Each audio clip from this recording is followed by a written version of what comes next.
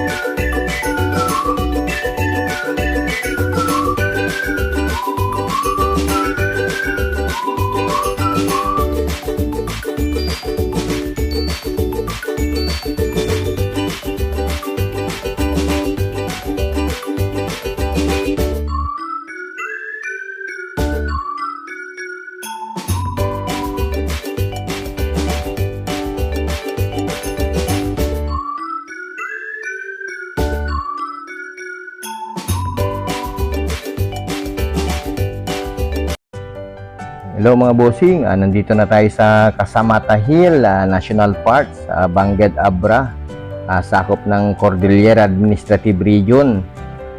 Dito mo matatagpuan yung rebulto ni Mama Virgin Mary mga bossing, katangke ng tubig ng Water District. Dito sa taas mga bossing, makikita mo rin yung magagandang tanawin ng kabahayan The Bangged Abra, saka yung Abra River mga bossing.